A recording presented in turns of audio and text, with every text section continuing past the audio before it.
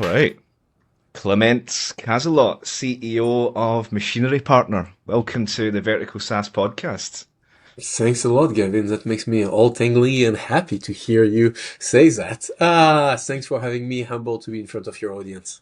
No, honestly, thanks for coming on, man. We get speaking a long way back now, and we've both been very busy, so super excited to get this one in. Yeah. Um, Before we kind of get into everything, Clement, I always think it's nice. You've got, I mean, I think anyway, a really interesting background. You've been on both sides of the table as a Yeah. founder, investor, mentor, advising startups across manufacturing, insurance, AI, deep tech. So let's take it back for a bit of fun. How did you get into tech? That's a good one. So my father was running a construction business, and like many kids in that world, like at 15, you're usually sat down by your family, like, hey, do you want to run the dozer with a family? Do you want to do something else? I got the chance to have great mentors that actually were like, hey, that was back early 2000, like that, the dot-com bubble just busted, but technology seems to be fairly legit. How about you go for it? And so that's how I went to literally, I'm a byproduct of a fantastic French educational system where education is free and is made to give you a lot of opportunities. And so I got the chance to go to both at the same time, computer science university. And then actually, since it seemed like I had a gift to speak, and to translate like technology into intelligible stuff on the other side. So I did both business and computer science in parallel. So that's how I got it. Like strong mentors, strong people who were like, hey, running a dozer is cool, but technology is starting to change a lot. So I moved to another city. I was in the south of France, moved to Marseille, the big city around where I was, where the teachers, everyone was like, hey, go at it, Clem. You're good in science. You're good at all that. So computer science was adjacent to math. Mm. If you're good at math, usually you were pushed there. So that's where how I got into technology when AI was called big data. And actually back then there was only small data to work on. When cryptography meant cyber security, which is my first company. Hmm. Before that became all the whatever hype it is these days. So that's how I got in. So early 2000. Cloud wasn't a thing, and even my first startup was actually to put security software on the cloud. I had the chance to work in a larger company. My parents were like, "Hey, that's cool that you're doing something different, but go get a real job. Go, don't be an entrepreneur." And long story short, after 6 months, I was like, "No, I'm off." With a friend, we started a cloud company when back in 2009, 10, which was like people were like, "The cloud, what the heck is that?" So that's how I got into technology. Strong mentors who put me onto that path. And then interesting that that domain expertise kind of came round full circle to where you are now at Machinery Partner. Why don't you give the audience or those that listening that might not know who Machinery Partner are, just give an outline of the mission and the vision, please? Yeah, let me then give you in 2 seconds. So, long story short, French dude, south of France, University of Science, all that. And so I started have you ever used Snapchat? Yeah. Not Uh, anymore. so, I'm not anymore. I'm too old for it now, You're but too old, yes. man. So we did a Snapchat for enterprise, meaning like a dude was like from a construction background can like run a tech company that is now used by 99% of the Fortune 1000 in the world. So that's what we did. So like that's what we did. That was my first company. Then I became an investor because I understood the physical world a little more than most people. So I'm based in Boston now, but like spent time in New York, SF, and focused on always on investing at the intersection of the physical world and the digital world. That was always Mm. my focus. What are like the digital innovations that are changing the physical world? Machinery Partner being one, or what are the physical stuff that are adding new data to the digital world? Whether that was data centers data, like that has edges, or like just the more traditional mining, construction, insurance, which is a massive topic in vertical SaaS and in so that was my thing.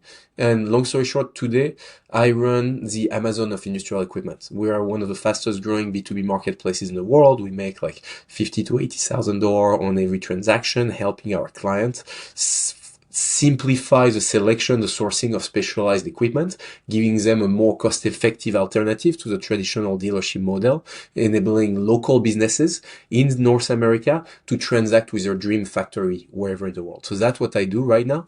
And it all came from 5 years ago. I became a father, looked at my daughter and realized that I could keep doing what I was doing, investing in traditional tech companies, making white collar job slightly better, making rich people richer, or I could actually focus all my energy in the world I came from and actually help all this innovation we have in Boston, in the US, to actually make these industrial communities run better, faster. And so that was my focus.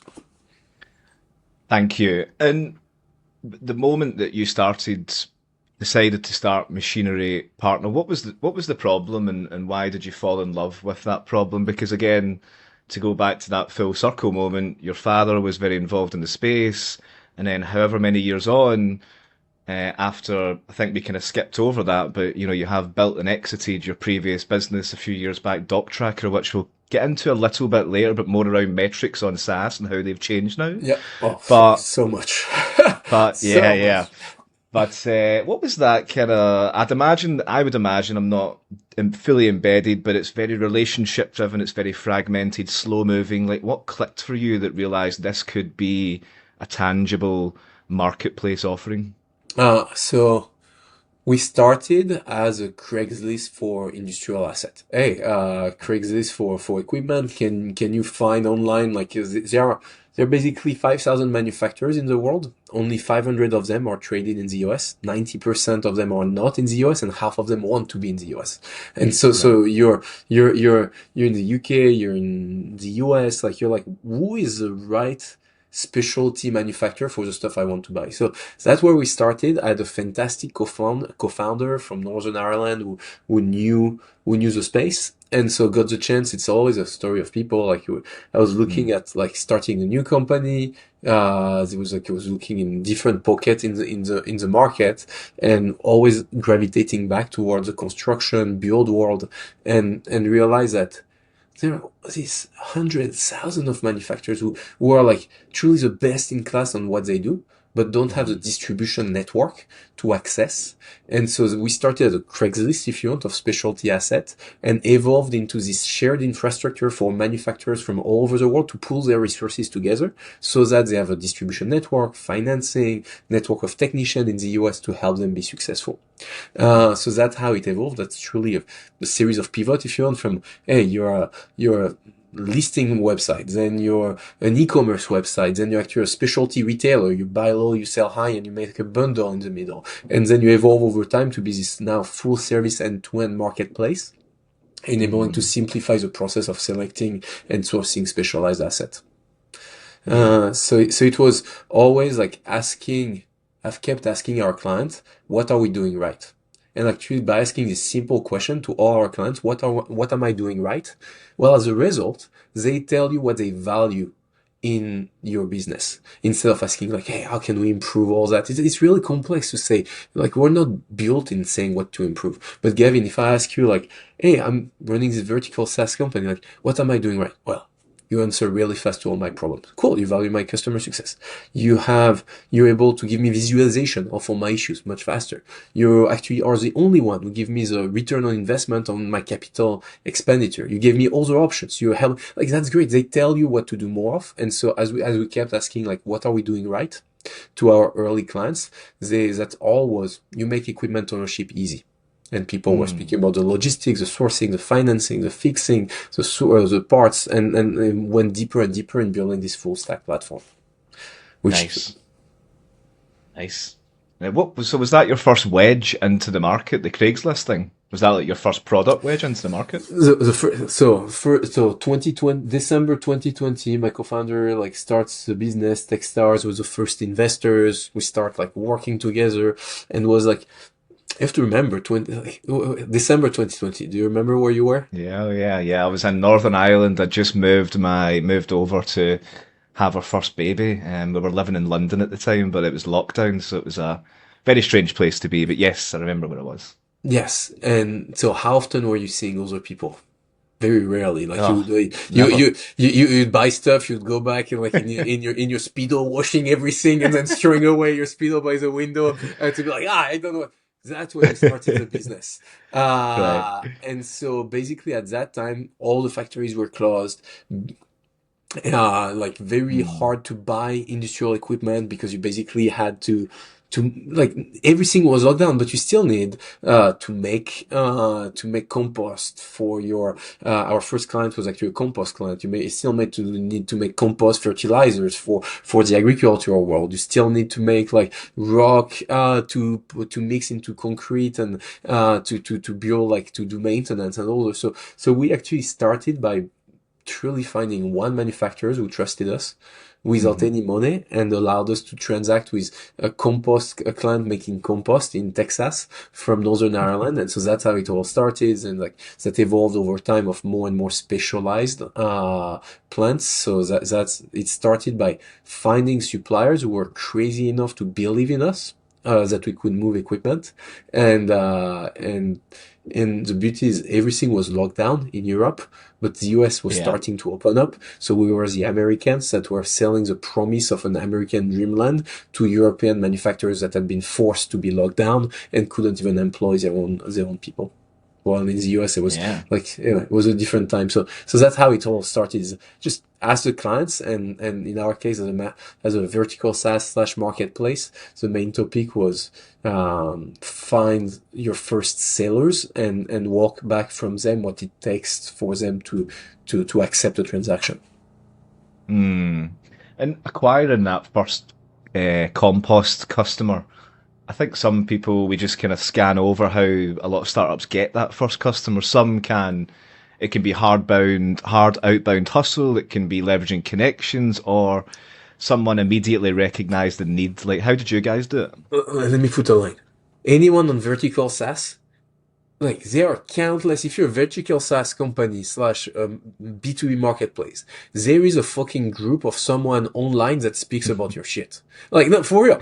Like compost producers, you can go on Facebook. There are countless Facebook group of like local compost producers. There are countless groups.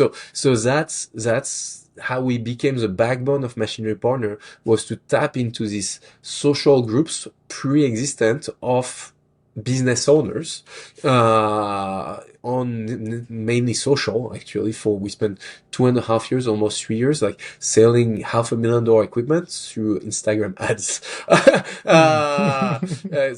That were fueled by all this community. So the beauty when you're vertical SaaS or focused business, like there are countless peer group that you can go into and start contributing, answering question, and add to the conversation. And by doing that, that's where you hear like what are people valuing in the legacy solution, but you can also start finding your early adopters because you're solving their issues. So that's how we find our first clients. That's really interesting. That's really interesting. And it seems like, in the vertical SaaS market, we've had some nice playbooks. We've had Olo, Toast, Slice. I really like a company in New York, Sense, which is they look at garments and laundromats, and you guys are machinery partner innovating in, and of course the industrial heavy machinery. Do you think you guys have machinery partner? Sorry, was probably one of the best kept secrets in vertical SaaS, because no one else is doing what you guys are doing. That's the beauty of, so I don't think we're kept secret at this point. Like we're the single Not most now, but at the Whereas time. we're the single most profitable and efficient B2B marketplace that I know of. I'm looking at public comp, private comp, like it's Mm. but we're not profitable because like, hey, we're price gouging. On the contrary, actually, people get such a much better deal transacting through us because we open up everything so that everyone is successful. Our manufacturers, the dealer we work with, and clients, and so just because we're very efficient since we operate nationwide, so it's funny you ask Slice. You speak about Slice, for instance, like a great Northern Irish, like from, I mean, New York based, massive stuff in a lot of folks in Northern Ireland working with them. Uh, as a vertical SaaS company, you need to decide, are you in the transaction or around the transaction? I feel it's a recurring theme. Are you so Toast, or actually I'll use Toast that is in Boston that I know very, very well. They started by being around the transaction, by creating the software enabling, and then over time they became in the transaction because they started doing the payment processing. They moved. Sorry, the other word. They started being in the transaction with their POS, and over time moved around the transaction, running now payroll, running like all the operating system of the restaurant. My wife runs restaurants, so that's why we're massive clients of them. So and same with Slice.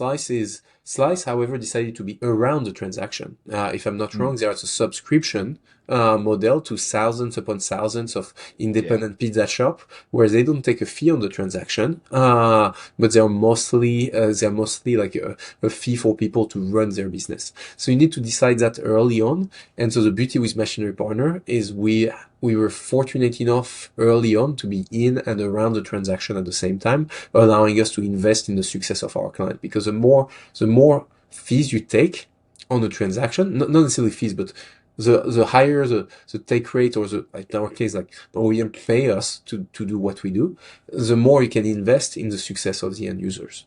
And so if we were to, that's why like Craigslist, for instance, we started like that, like cannot invest in the success of the transaction of the end user because there is no money. They move a lot of volume, but they are just listings. They make sense around each transaction. As a result, they cannot invest in the success of the intermediation. Facebook Marketplace either. Toast can now make so much money on each account, which is tens of thousands to up to hundreds of thousands per restaurant, given how so they move the whole revenue. Then they can invest on custom hardware. They can invest on better customer support, on better tools to help the people be successful. So anyway, long way to say, what are the challenge opportunity of vertical SaaS? Are we best kept secret? Not necessarily, but it's a market that is really complex, the industrial asset B2B, where you need to be maniacally obsessed by the value you add to the transaction. So that ultimately you can help the client be successful on the other side. And the beauty of your examples of where decide whether you're in or around, the beauty of you guys that you were in and around. So you were just in that really sweet spot. That was super important. How important has it been for you? Because solo founder, or maybe multiple founder at Docs Tracker, but now co-founding Machinery Partner, how important is that leadership team that you've built early on been to the success? So full disclosure, my co-founder and I don't work with each other anymore. So it was very amicable, and he's super successful in another company. So I think actually people put, and I had co-founders also at Docs Tracker. I'm an investor in close to 80 companies, so I see the setup. The reality is, people make it a little bit too important. I see people be like, oh, you need to, like a co-founding relationship, you're going to be married for 10 years. You need to, the reality is just get going. Same with leaders, like just get going, be very pragmatic. If that works, have an adult conversation on like, how do we do more of it? And if that doesn't work, same type of adult relationship and go at it. I don't think it's important. What's important is, can you attract talent and can you productively coordinate each other to be successful? But it's you cannot be successful alone.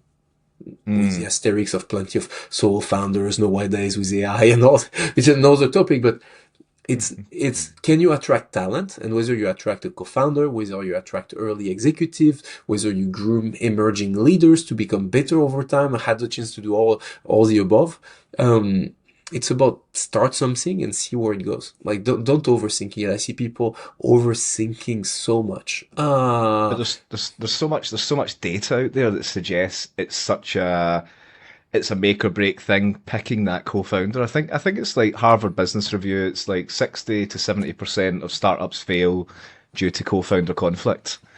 So like, whilst you just need to get going, what do you think are the main qualities you need to be looking for? Dude, I'm like, I hate averages.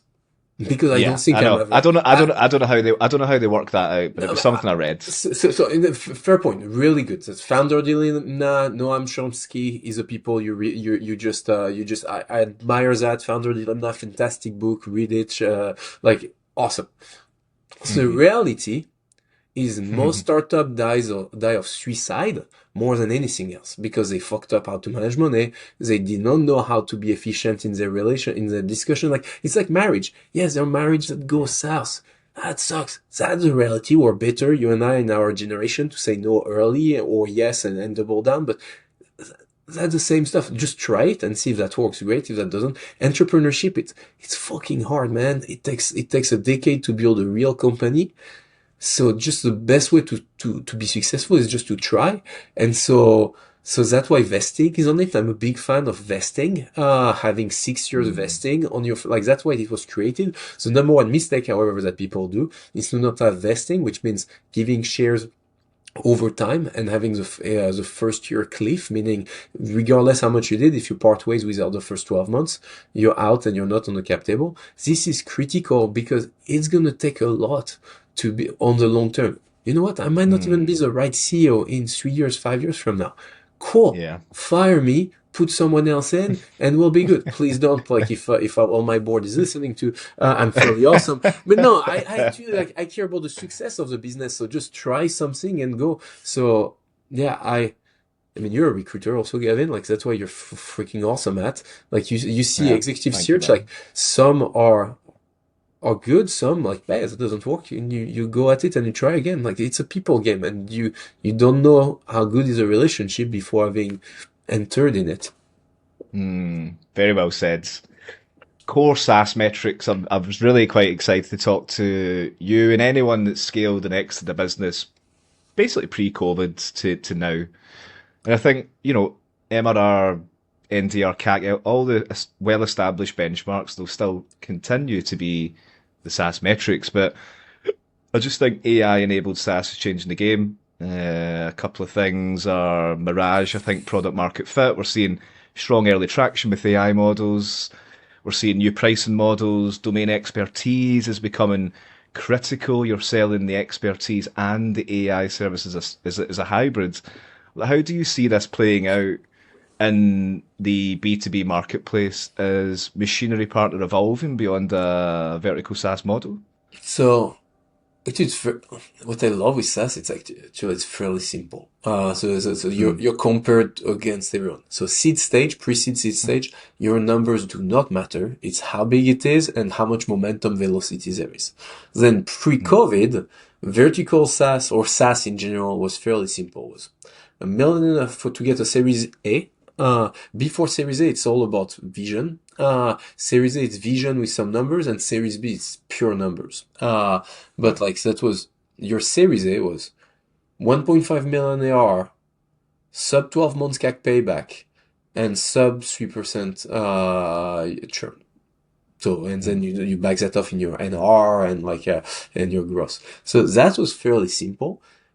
From my exposure to deals these days, that stayed somehow constant. It's $1 million plus minus 500. It's like you can speak about your burn ratio, magic number, all that. But the reality is $1 million is a good proxy of, are you creating value in your ecosystem?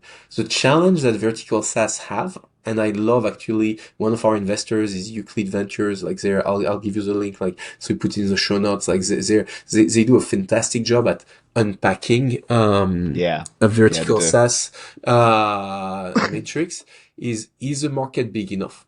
So when you say you're a vertical SaaS or B2B marketplace on a sub-segment, most niches are multi-billion, but what is your real addressable market as a software solution in the like mining recycling world? Like, we run 8% of the US light recycling portable equipment.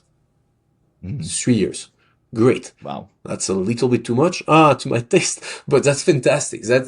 But that means, is the market too small, too little? Plenty of topic. But as a vertical SaaS or a vertical focused company, your topic is get your metrics, and the velocity, it's all about growth when you touch venture capital. Can you clock 3x, 3, is still a reality, which means for the first 3 years, you triple every year, and then for the subsequent 3 years, you double every year. It's still a reality of what is expected of a recurring revenue business, but it's truly like, is your market big enough? Can you access enough and or expand in adjacent vertical with the same issues? I see people doing like in my world of like mining recycling, like ticketing for like you drive into a quarry or a transfer station, basically a place where you dump trash. Is they give you or you where you buy rocks, they give you a ticket to get in, they give you a ticket to get back. It's like the difference of weight is what you pay. That type of it's awesome. It's needed. TBD, that's a Yeah. truly a venture-backed business because the addressable market is fairly small. You can build a $10 million business, no question about it, but you'll need to sell to about every single quarry or transfer station in the world to get there. So that's, yeah, that's the context. Is that helpful? So the metrics are still Yeah. like triple, triple, triple, double, double, double.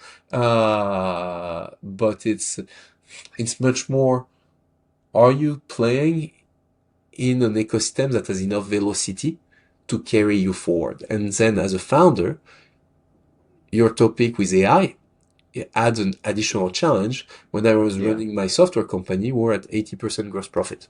It's great. Now the cost of your model, also cost per token, all that is going down. You're more at a 50% gross profit, gross margin, if you're truly using expensive AI, and not lipstick on a pig. So that means you need to clock much faster growth because your revenue profile is much lower than others because it's much easier to copy what you do. So that's the context, that I see evolving. Helpful? Thank you. Yeah, yeah. Lipstick on a pig with regards to AI is a good phrase. There's a lot of vaporware at the moment with regards to AI. Companies are building LLMs from scratch. Whatever that means, I don't know, because maybe they're the next Sam Altman or they're building on top. I don't know. But we've seen a lot of AI companies, a lot of AI startups, strong product market fit. With regards to your world's B2B SaaS, or more specifically, the industrial heavy machinery space, does agentic AI mean anything to you right now for this space? Is it going to fundamentally change marketplaces as we know them, in your opinion? So short is yes to all the above. That is changing everything. And then, so in the industrial space, you have Yeah. three fundamental issues before having an agentic AI solution. The first is it's a world of low data. So although there is a lot of PDF and a lot of stuff left and right, the reality is there is very little data relatively to other space to ingest in order to draw unusual insights that you would see in other places. So which means it's still the world of you go and see an expert that is paid handsomely because they are the only people that knows about the detail about that subsegment. So it's a world Yeah. of low data. It's a world of low integration. It's actually a great agentic solution that is actually chaining, integrating with your ERP, your customer success, all that requires that you can integrate. And it's still like, I speak to factories every week, like a lot of them run on fantastic SAP and others, but it's still on-prem or they are not made to be integrated on the first place, the system they work with. And they have this material processing system that might be like, don't speak with each other. So it's low data, low integration, and high customization. Like by what that means is to get an insight that doesn't hurt someone because there is a high cost. You need actually to do a lot of customization, making sure there is no hallucination is less and less of a thing these days, but it's still like make sure that if you make a mistake in the heavy equipment, the cost of support, if I were to put an AI to do support, I might have a $10,000, $20,000 warranty claim if something goes wrong. And even worse, have someone getting injured if like one of these crushers, like something fly off because a belt wasn't like, because a roller wasn't tightened properly and then something breaks and jerks off, like it and hurts someone. So these three issues: low data, low integration, high customization. So that means whomever is able to do that is winning the market. So that's what I'm betting on. So it's a world of niches that we're focusing in aggregate, in concrete, in wood waste management, where we're really, really deep. Aggregate as much data, becoming the number one players in that sub-market, to provide this agentic solution. So yes, this is changing the game to scale complexity and scale expertise, but that requires to be maniacally focused on the niche where you're able to solve these three problems consecutively instead of trying to throw Gemini at three PDF that someone just gave you.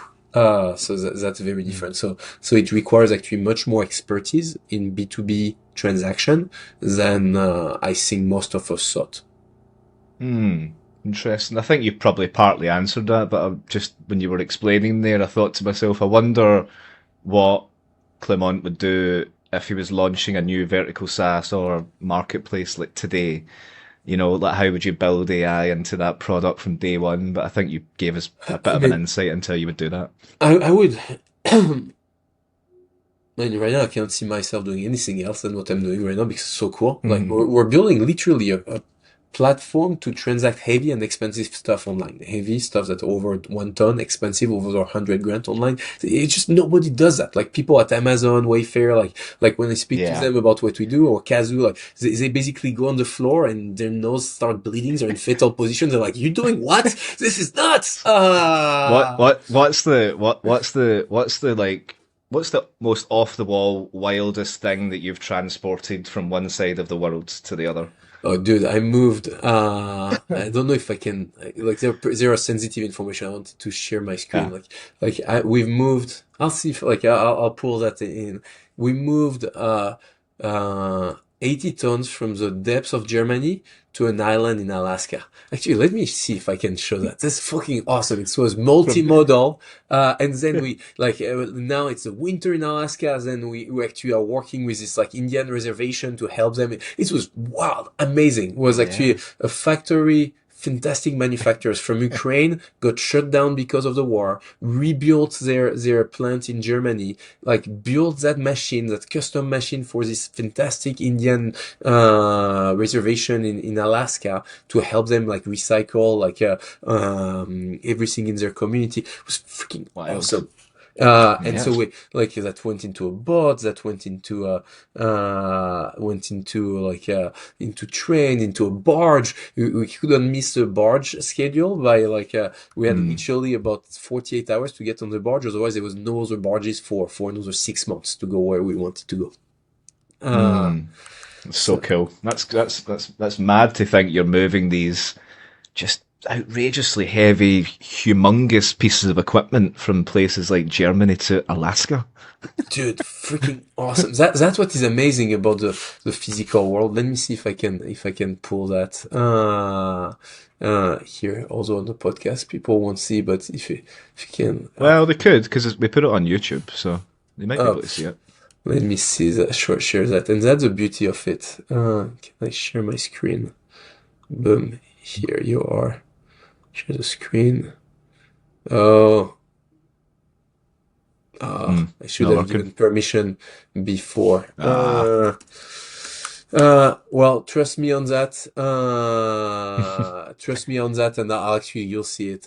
You'll see it after. You can send me some screenshots. We can probably work it in somehow. Perfect. I'll do that. So that was awesome. Like you do stuff like that and then you have a real impact on the communities on the other side. I think what's most fulfilling for vertical SaaS founders is that when we do it right, we have much more of a real impact on our Mm. end user than and B2B marketplaces than a traditional dev tool that where you make the life of a random developer somewhere slightly less miserable. I did that for 10 years of my life. I love it, and there's so much, but it's a different level of fulfillment when you can move atoms versus moving bits every day.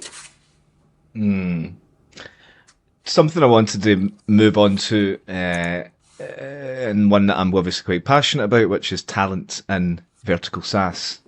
Building a talent moat is often a challenge in vertical SaaS, and you guys have been super busy scaling across sales and finance and tech roles, and when you were hiring as a B2B marketplace SaaS, but in the industrial worlds, like I think it's really great insight for other founders that have really got that split between the product and the domain expertise, or the marketplace or the SaaS model and domain.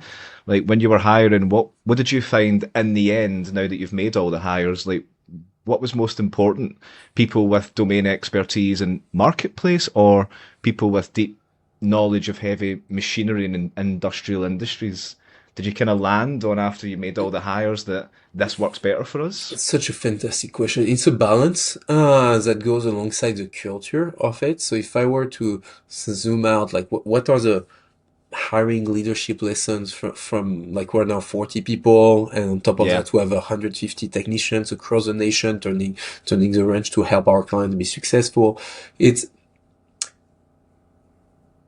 about a mix of bringing the right level of subject matter experts that can teach the rest of the organization and create more osmosis, and through osmosis people learn, create more empathy to the problem scope, but also have people who are higher level thinkers and are able to codify what they hear, that person having, and in order to grow the company. One of our first service technicians who scaled, a gentleman named Cole Mack, thanks to his input, he was coming from the industry, had been spending like 10 years in different roles. He helped us understand and codify what made his role successful. As a result, we could build the procedures and structure to help him be more efficient. As a result, we could actually expand his role, add other people, grow him as a manager, but also add software layers that help do more with the same group of people to make their life less complex. Got the chance, I think that in the early teams, the first 10 people, you probably need a mix, half and half, people of high domain expertise and people from the traditional software world who can build. However, all these 10 people need to be on the field, see everything. I don't know, like half of what I know right now about the low level of the supply chain of heavy equipment, but through osmosis, Yeah. I learned.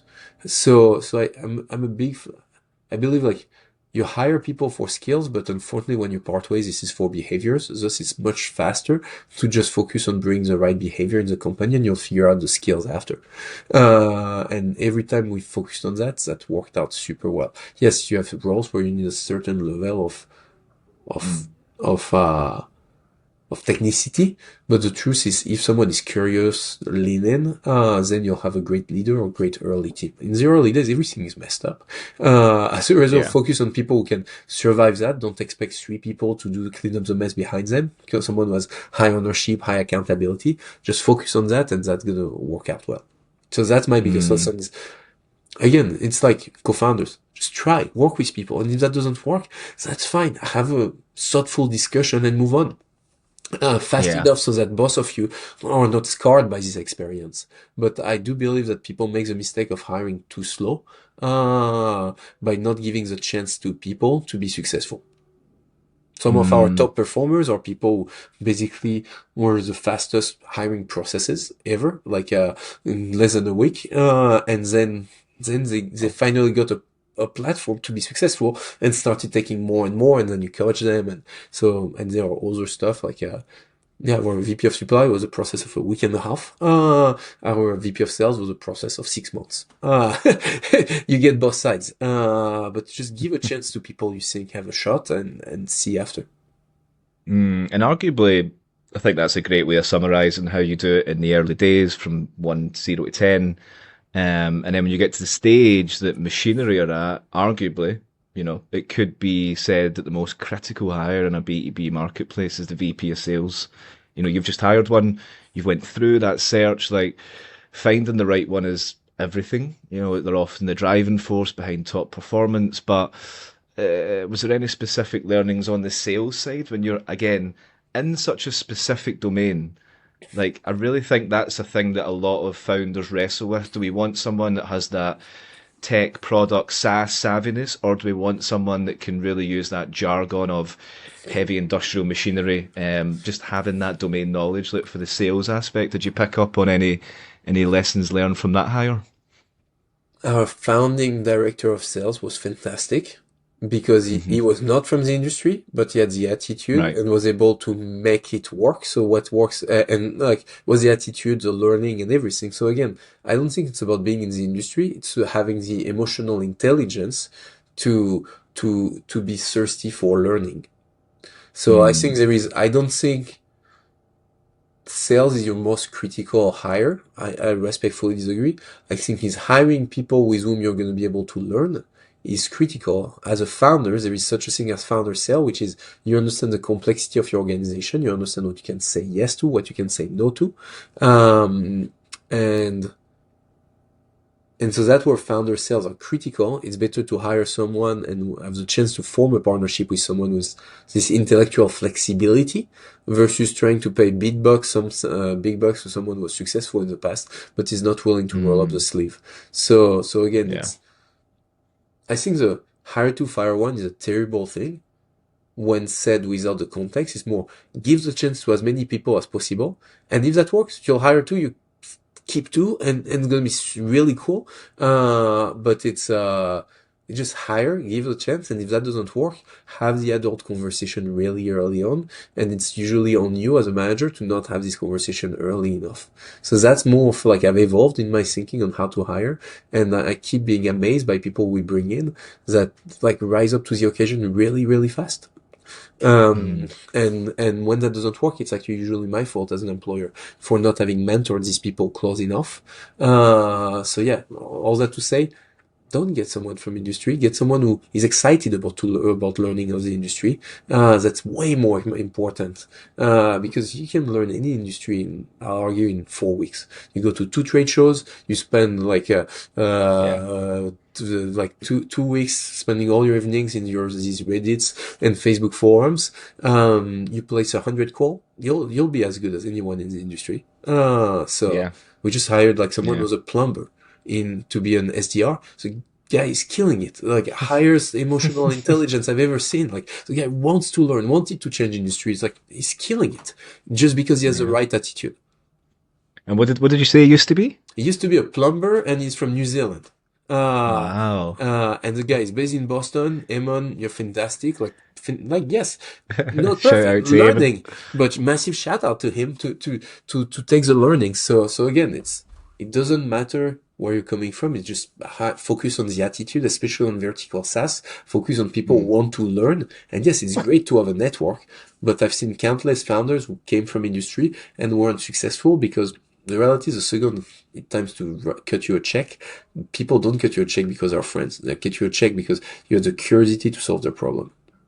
Yeah, very well said. Look, I'm conscious of our time here, but we keep seeing it feels like the future is vertical. It's vertical now. It's just all it kind of feels like I read about personally anyway. But like I think compound annual growth rate this year it's set to increase by like 20% in terms of the growth of vertical SaaS. The market's expanding rapidly, particularly with vertical AI, of course. Like what's your guys' expansion plans for this year? What's the goals and priorities, and what should we be keeping an eye out for? I told you earlier, it's like 3x, 3x, 3x, 2x, 2x, 2x. So we're still on that path. So if you don't double, triple every year, like as a venture business, so that's the minimum piece. But the reality of what I'm amazed to see is when people say vertical SaaS, actually, the reality when I've had the chance to be in the game of startups for now 15 years, the reality is it's the same mantra of being focused is what it is about. It just turned out that the obvious, general, transversal, horizontal categories have been taken because they were obvious and horizontal. It's really hard to build another Workday in 2025. As a result, you need to be really focused on one niche. You can build, however, Workday for field technicians. Massive need for that. And so that's what people are focusing on, being vertical and are growing it. And then that's if you focus on Workday for field technicians in the oil and gas world, well, it's called Workrise, which is a fantastic venture-backed business that is just focused on that subset and is killing it.